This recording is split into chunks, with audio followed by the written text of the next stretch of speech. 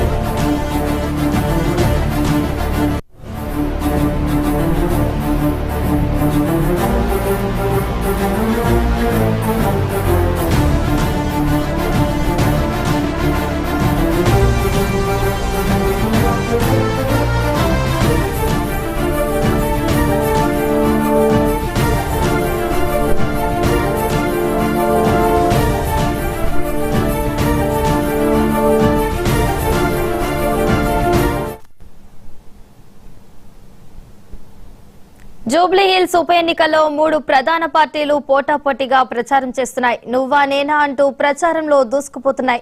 ఈ నేపథ్యంలో బీఆర్ఎస్ అధినేత కేసీఆర్ పార్టీ నేతలతో సమావేశం నిర్వహించనున్నారు.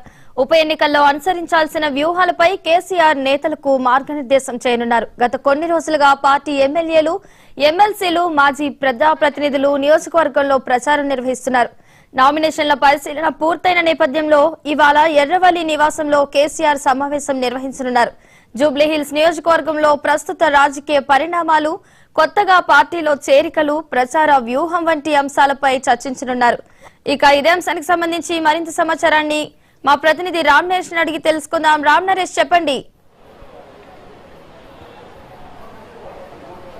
వల్లి ప్రధానంగా చూసుకుంటే జూబ్లీహిల్స్ ఉప ఎన్నికకు సంబంధించేసి బీఆర్ఎస్ పార్టీ సిట్టింగ్ స్థానాన్ని కైవసం చేసుకునేందుకు పక్కా ప్రణాళికతో ముందుకు వెళ్తుంది. ఇందులో భాగంగా ఎర్రవల్లి ఫామ్ హౌస్ లో బీఆర్ఎస్ అధినేత కేసీఆర్తో అయితే పార్టీకి సంబంధించిన కీలక నేతలందరూ కూడా ఒక సమావేశం అయితే కొద్దిసేపటి క్రితం ఎర్రవల్లి ఫామ్ హౌస్ లో ప్రారంభమైంది. దీనికి బీఆర్ఎస్ అధినేత కేసీఆర్ తో పాటు పార్టీ వర్కింగ్ ప్రెసిడెంట్ కేటీఆర్, అదేవిధంగా మాజీ మంత్రి హరీష్ రావుతో పాటు పార్టీకి సంబంధించిన ఎమ్మెల్యేలు, ఎమ్మెల్సీలు, మాజీ మంత్రులు, అదేవిధంగా పార్టీకి సంబంధించిన మాజీ ఎమ్మెల్యేలు, ఎమ్మెల్సీలు, అదేవిధంగా కార్పొరేటర్లు, మరోవైపు పార్టీకి సంబంధించిన కీలక నేతలు ఎవరైతే జూబ్లీహిల్స్ ఉప ఎన్నికలకు సంబంధించి ఇన్ఛార్జీలుగా కేటాయించారో వాళ్ళందరూ కూడా కేసీఆర్తో అయితే భేటీ అవుతున్నారు. నిన్న ఇదే అంశానికి సంబంధించేసి పార్టీకి సంబంధించి ఇప్పటివరకు జూబ్లీహిల్స్ నియోజకవర్గంలో అన్ని పార్టీల కన్నా ముందే, అంటే ఎలక్షన్ నోటిఫికేషన్ ముందే పార్టీ అభ్యర్థిని ప్రకటించారు. ఆ తర్వాత ప్రచారంలో కూడా బీఆర్ఎస్ పార్టీ ముందుకు వెళ్తున్న పరిస్థితి ఉంది. ఇప్పటికే డివిజన్ల వారీగా ఇన్ఛార్జీలు నియమించేసి ప్రచారం సాగిస్తున్న పరిస్థితి ఉంది.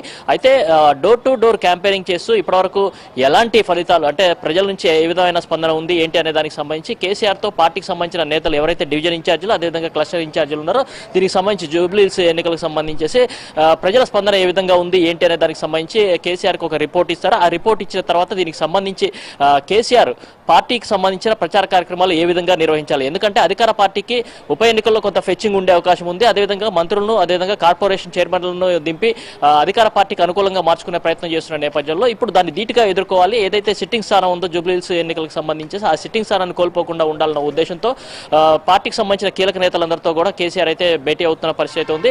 కొద్దిసేపటి క్రితం ఫామ్ హౌస్ లో ఇది సమావేశం అయితే ప్రారంభమైంది. ఇప్పటికే పార్టీకి సంబంధించిన నేతలంతా కూడా ఫామ్ హౌస్ కు చేరుకున్నారు. కేసీఆర్ తో అయితే భేటీ అవుతున్న పరిస్థితి ఉంది. నిన్న పార్టీకి సంబంధించిన వర్కింగ్ ప్రెసిడెంట్ కేటీఆర్, అదేవిధంగా హరీష్ రావు ఇద్దరు కూడా భేటీ సుదీర్ఘంగా మంత్రాలు అయితే జరిపిన పరిస్థితి ఉంది. ఈ సందర్భంగా ఈ రోజు పార్టీకి సంబంధించిన నేతలు ఎవరైతే జూబ్లీహిల్స్ ఎన్నికలకు సంబంధించి ప్రచార కార్యక్రమాల్లో పాల్గొంటున్నారో వాళ్ళందరితో కూడా కేసీఆర్ అయితే సమావేశమయ్యారు. ప్రధానంగా చూసుకుంటే ఇక నుంచి ఏ విధంగా ప్రచార కార్యక్రమాలు నిర్వహించాలి, ప్రజల నుంచి వచ్చిన స్పందన ఏ విధంగా ఉంది, పార్టీకి సంబంధించి ఏమైనా వ్యతిరేక అంశాలు ఉన్నాయా, దాన్ని ఏ విధంగా సవరించుకోవాలి, అదేవిధంగా పార్టీ నేతల మధ్య ఏమైనా గ్యాప్ ఉందా, అంటే ప్రచార సమయంలో ఏమైనా నేతల మధ్య గ్యాప్ ఉందా ఏంటి అనే అంశాలకు సంబంధించి కూడా చర్చిస్తారు. అదేవిధంగా ప్రతి ఇంటికి ఒక నేత కంపల్సరిగా ప్రతిరోజు ఉదయం సాయంత్రం వెళ్ళాలి. అదేవిధంగా పార్టీకి సంబంధించి బాకీ కార్డు సంబంధించి ప్రచారం చేస్తున్నారు. దానికి ప్రజల నుంచి స్పందన ఏ విధంగా ఉంది అనేది కూడా అడిగి తెలుసుకున్నారు. వీటన్నిటికి సంబంధించి ప్రతి డివిజన్కి సంబంధించి క్లస్టర్ ఇన్ఛార్జి, అదేవిధంగా డివిజన్ ఇన్ఛార్జి రిపోర్టును వాళ్ళు ఏదైతే ఇన్ని రోజుల పాటు ప్రచారం నిర్వహించారో ఆ ప్రచారానికి సంబంధించిన రిపోర్ట్ కేసీఆర్కి ఇస్తారు. ఆ రిపోర్టులన్నీ పరిశీలించిన తర్వాత కేసీఆర్ వీళ్ళందరికీ కూడా దిశానిర్దేశం చేస్తారు. అంటే రేపటి నుంచి ప్రచార కార్యక్రమాలు ఏ విధంగా చేయాలి, రోడ్ షోలు ఏ విధంగా నిర్వహించాలి, అదేవిధంగా కార్నర్ మీటింగ్లు ఏ విధంగా చేయాలి, పాదయాత్రలు ఏ విధంగా చేయాలి, ఏ నాయకులు ఏ ప్రాంతాల్లో పాల్గొనాలి, అదేవిధంగా జూబ్లీహిల్స్ నియోజకవర్గంలో ఎక్కువగా మైనార్టీ ఓట్లు ఉన్న నేపథ్యంలో మైనార్టీలను ఆకట్టుకునేందుకు ఏ విధంగా చేయాలి, అంటే గతంలో కేసీఆర్ తోఫా కానీ అదేవిధంగా షాదీ ముబారక్ కానీ ఇలాంటి అన్ని కూడా ఇచ్చాము. ఇప్పుడు ఏ విధంగా అంటే ఈ జూబ్లీహిల్స్ ఉప ఎన్నికల్లో బీఆర్ఎస్ అభ్యర్థి గెలుపు కోసం మైనార్టీ ఓట్లు చాలా కీలకంగా మారతాయి. దాదాపు 130,000కు పైగా ఓట్లు ఉన్న నేపథ్యంలో వాళ్ళందరినీ కూడా ఏ విధంగా ఆకట్టుకోవాలనే దానికి సంబంధించిన అంశాన్ని ప్రధానంగా దృష్టి సారిస్తున్నట్టు తెలుస్తుంది. అదేవిధంగా గత 10 ఏళ్లలో చేసిన అభివృద్ధి కార్యక్రమాలు కానీ మాగంటి చేసిన అభివృద్ధి కార్యక్రమాలు, అదేవిధంగా కాంగ్రెస్ అధికారంలోకి వచ్చిన ఈ 22 నెలల పాలనలో వ్యతిరేక అంశాలు ఏవి ఉన్నాయో వాటన్నిటిని కూడా ప్రజల దృష్టికి తీసుకువెళ్లాలని చెప్పేసి పార్టీ నేతలకైతే దిశానిర్దేశం చేయనున్నారు. మొత్తంగా చూసుకుంటే జూబ్లీహిల్స్ ఉప ఎన్నికకు సంబంధించి బీఆర్ఎస్ పార్టీ పక్కగా వ్యూహం అమలు చేస్తూ ఆ వ్యూహం ప్రకారం ముందుకు వెళ్లాలని చెప్పి భావిస్తుంది. ఎందుకంటే అధికార పార్టీకి ఈ ఎన్నికల్లో గెలిస్తే వాళ్ళకి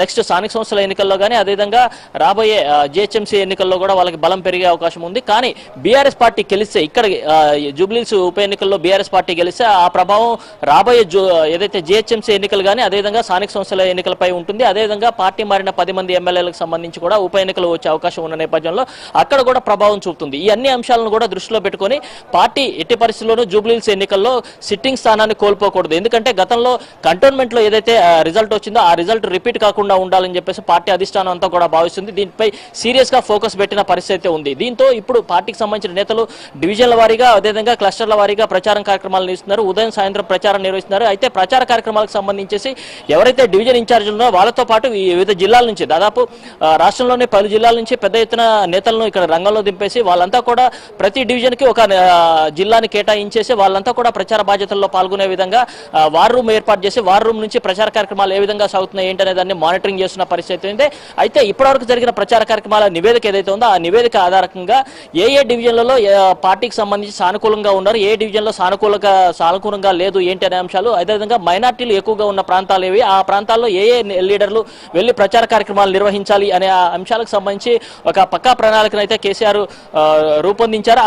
దానికి సంబంధించిన అంశాలన్నింటినీ కూడా నేతలకు దిశానిర్దేశం చేయనున్నారు. మొత్తంగా చూసుకుంటే జూబ్లీహిల్స్ ఎన్నికలకు సంబంధించేసి సిట్టింగ్ స్థానం ఎట్టి పరిస్థితుల్లోనూ కోల్పోకూడదు. ఎందుకంటే మాగంటి గోపీనాథ్ అకాల మరణంతో వచ్చిన ఉప ఎన్నిక కాబట్టి ఆయన సతీమణి సునీతను అభ్యర్థిగా నిలబెట్టడం జరిగింది. నామినేషన్ల ప్రక్రియ ముగిసింది. నామినేషన్లు అన్ని కూడా ఓకే అని చెప్పేసి ఎన్నికల రిటర్నింగ్ అధికారి చెప్పిన నేపథ్యంలో ఇప్పటి అంతా కూడా ప్రచారమే ఉంటుంది. కాబట్టి ఆ ప్రచారం ఏ విధంగా ఉండాలి ఏంటి అనేది చాలా కీలకంగా ఉంటుంది. ఎందుకంటే అధికార పార్టీకి ఉప ఎన్నికల్లో కొంత ఫెచ్చింగ్ ఉండే అవకాశం ఉంది కాబట్టి దాన్ని ధీటుగా ఎదుర్కోవాలంటే బీఆర్ఎస్ పక్కా ప్రణాళికతో ముందుకు వెళ్ళాలి అని చెప్పేసి భావిస్తున్నారు. అందుకోసం ఇప్పటికే డోర్ టు డోర్ క్యాంపెయినింగ్ ఏదైతే నిర్వహించారో బాకీ కార్డుల పేరుతో దాన్ని ఇంకా విస్తృతంగా చేయాలి. అదేవిధంగా మైనార్టీలకు బీఆర్ఎస్ పార్టీ హయాంలో ఏం చేశాము, అదేవిధంగా కాంగ్రెస్ ప్రభుత్వం అధికారంలోకి వచ్చాక మైనార్టీలను ఏ విధంగా మోసం చేస్తుంది అని చెప్పేసి అంశాలను ప్రజల్లోకి తీసుకువెళ్ళాలి. ఇప్పటివరకు మైనార్టీకి సంబంధించి ఒక ఎమ్మెల్యే లేడు, ఒక ఎమ్మెల్సీ లేడు, అదేవిధంగా ఒక మంత్రి కూడా లేడు.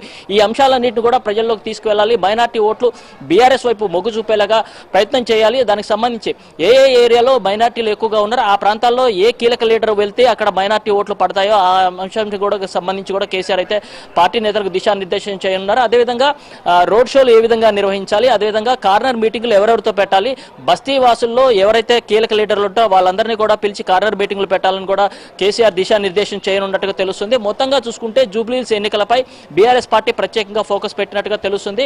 మరోవైపు ఏదైతే ఇప్పుడు ఈ ఎన్నికలను గెలవడం చాలా కీలకం అని చెప్పి పార్టీ భావిస్తుంది. ఎందుకంటే ఇక్కడ ఈ ఎన్నికల్లో గెలిస్తే రాబోయే జీహెచ్ఎంసీ ఎన్నికల్లో ఇప్పటికే బీఆర్ఎస్ పార్టీకి జీహెచ్ఎంసీలో పట్టు ఉంది కాబట్టి ఆ పట్టును నిలుపుకోవాలి. అదేవిధంగా రాబోయే స్థానిక ఎన్నికల్లో కూడా జూబ్లీహిల్స్ ఎన్నికల ప్రభావం పడుతుంది కాబట్టి ఈ ఎన్నికలను ఎట్టి పరిస్థితుల్లో ప్రతిష్టాత్మకంగా తీసుకోవాలి. ఏ లీడర్ కూడా దీన్ని నెగ్లిజెన్స్ చేయొద్దంటూ కూడా పార్టీకి సంబంధించి ఆదేశాలు అయితే జారీ చేస్తున్నట్టుగా తెలుస్తుంది. మొత్తంగా చూసుకుంటే ఎవరైతే పార్టీకి సంబంధించి డివిజన్ ఇన్ఛార్జీలు కానీ క్లస్టర్ ఇన్ఛార్జీలు కానీ ప్రచార నేతలు ఎవరైతే ఉంటారో వాళ్ళంతా కూడా ఆయా డివిజన్లో రోజువారీ జరుగుతున్న కార్యక్రమాలు ఏవైనా అన్నిటి కూడా వార్ రూమ్ కి రిపోర్ట్ చేయాలి. వార్ రూమ్ నుంచి అటు పార్టీ వర్కింగ్ ప్రెసిడెంట్, అదేవిధంగా హరీష్ రావుకు, అదేవిధంగా కేసీఆర్ కు ముగ్గురుకు వెళ్లేలాగా ఒక ప్రణాళికను అయితే రూపొందించారు. దాన్ని బట్టి ఎక్కడెక్కడ లోపాలు ఉంటే ఆ లోపాలను సరిదిద్దుకుంటూ ముందుకు వెళ్లేలాగా అయితే ప్రత్యేక కార్యాచరణ రూపొందిస్తున్నట్టుగా తెలుస్తుంది. మొత్తంగా చూసుకుంటే జూబ్లీహిల్స్ ఎన్నికలకు పక్కా ప్రణాళికతో బీఆర్ఎస్ పార్టీ ముందుకు వెళ్తుంది. అందులో భాగంగా ఈ రోజు పార్టీకి సంబంధించిన కీలక నేతలందరితో కూడా ఎర్రవల్లి ఫామ్ హౌస్ లో కేసీఆర్ అయితే సుదీర్ఘంగా ఒక సమావేశాన్ని అయితే నిర్వహిస్తున్నట్టు తెలుస్తుంది. ఎందుకంటే ఇప్పటివరకు నిర్వహించిన ప్రచారంలో కొన్ని గ్యాప్లు గుర్తించినట్టుగా అధిష్టానం కొన్ని గ్యాప్లు గుర్తించినట్టుగా తెలుస్తుంది. ఆ గ్యాప్ ఎక్కడెక్కడ ఉంది అంటే కొంతమంది నేతల మధ్య, పాత కొత్త నేతల మధ్య కొంత గ్యాప్ అనేది కనిపిస్తుందని తెలుస్తుంది. ఆ గ్యాప్ కూడా లేకుండా చూడాలని చెప్పేసి, అదేవిధంగా పార్టీలో చేరికలు అనేది చాలా కీలకంగా ఉండే అవకాశం ఉంది కాబట్టి ఎక్కువ సంఖ్యలో, పెద్ద సంఖ్యలో ఇతర పార్టీలకు సంబంధించిన నేతలందరినీ చేర్చుకోవడం ద్వారా పార్టీ బలోపేతం చేసి అక్కడ ఓటర్లను కూడా ప్రభావితం చేసే అవకాశం ఉంటుంది. అందులో భాగంగా నిన్న నవీన్ యాదవ్ కుటుంబాన్ని నుంచి పెద్ద శ్రీశైలం గౌడ్కు సంబంధించిన వ్యక్తిని పార్టీలో చేర్చుకోవడం జరిగింది. అదేవిధంగా ఈ రోజు కూడా పార్టీలో యూసుఫ్ కూడా చెందిన నేతలను చేర్చుకోవడం జరిగింది. ఇదే విధంగా రోజు పార్టీలో చేరికలు జరిగితే ప్రజలు కూడా తమ వైపు మొగ్గు చూపే అవకాశం ఉంటుంది కాబట్టి పార్టీలో చేరికలు పెద్ద ఎత్తున కూడా నిర్వహించాలని చెప్పేసి పార్టీ అధిష్టానం నిర్ణయించింది. అందులో భాగంగా రాబోయే రోజుల్లో ఇతర పార్టీలకు సంబంధించిన నేతలను పెద్ద ఎత్తున పార్టీలో చేర్చుకోవాలని చెప్పేసి భావిస్తున్నారు. అదేవిధంగా మైనార్టీలకు ఎక్కువగా ప్రియారిటీ ఇవ్వాలని చెప్పేసి కూడా పార్టీ భావిస్తున్నట్టు తెలుస్తుంది. ఇదే అంశానికి సంబంధించి పార్టీ నేతలందరూ కూడా కేసీఆర్ దిశానిర్దేశం చేయనున్నట్టుగా మనకి సమాచారం అయితే అందుతుంది. వల్లి,